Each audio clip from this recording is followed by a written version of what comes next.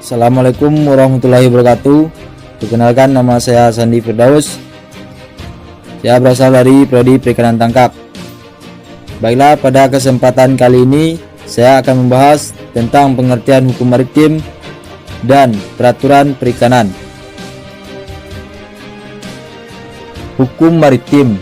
Hukum maritim yakni hukum yang mengatur pelayaran dalam arti pengangkutan barang dan perkapalan sebagai sarana atau mode transportasi laut, termasuk aspek keselamatan maupun kegiatan yang terkait langsung dengan perdagangan melalui laut yang diatur dalam hukum perdata atau dagang maupun yang diatur dalam hukum publik.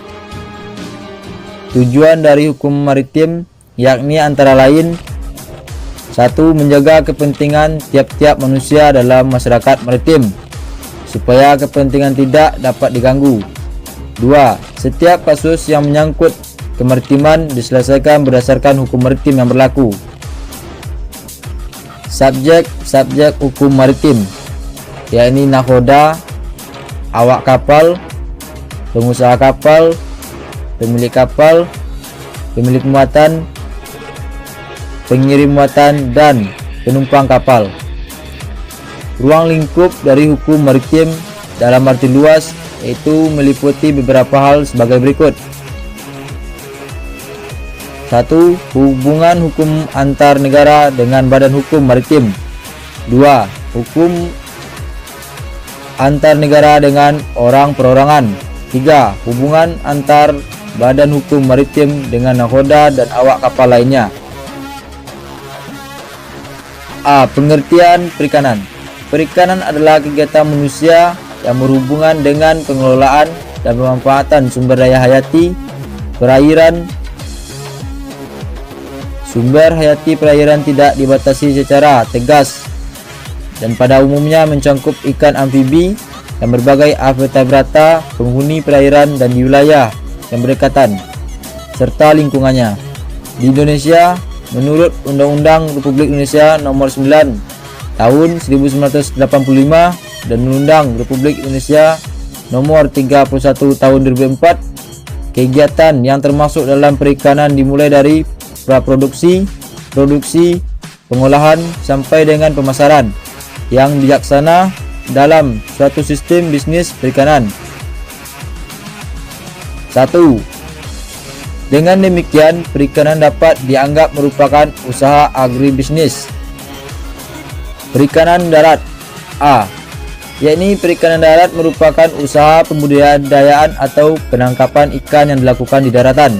Pembudidayaan perikanan darat dapat dilakukan di tambak atau keramba, kolam empang, dan lain sebagainya.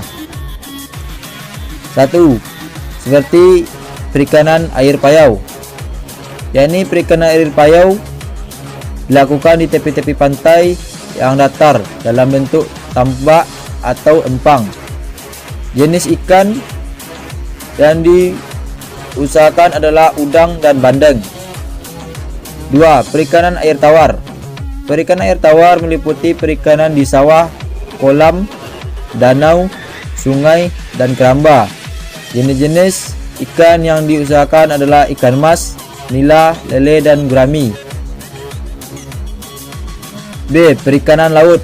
Usaha pembudidayaan atau penangkapan hewan laut disebut dengan perikanan laut. Penangkapan hewan-hewan laut biasanya dilakukan oleh penduduk yang tinggal di kawasan pesisir.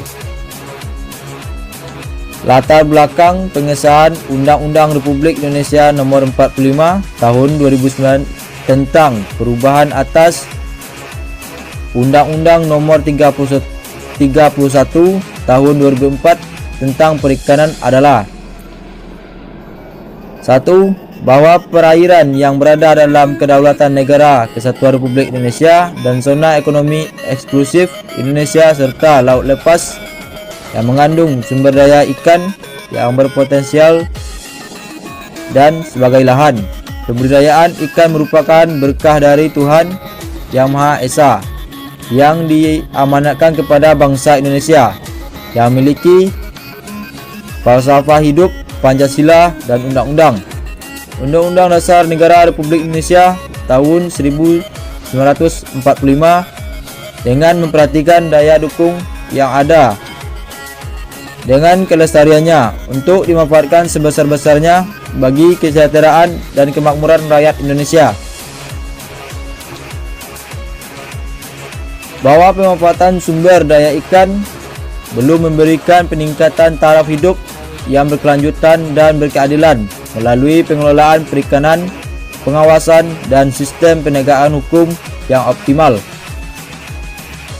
Selanjutnya, bahwa Undang-Undang Nomor 31 Tahun 2004 tentang perikanan belum sepenuhnya mampu mengantisipasi perkembangan teknologi dan kebutuhan hukum dalam rangka pengelolaan dan pemanfaatan potensi sumber daya ikan. Selanjutnya, yakni bahwa berdasarkan pertimbangan sebagaimana yang dimaksud dengan huruf A, huruf B, dan huruf C, perlu membentuk undang-undang tentang perubahan atas Undang-Undang Nomor 31 Tahun 2004 tentang perikanan.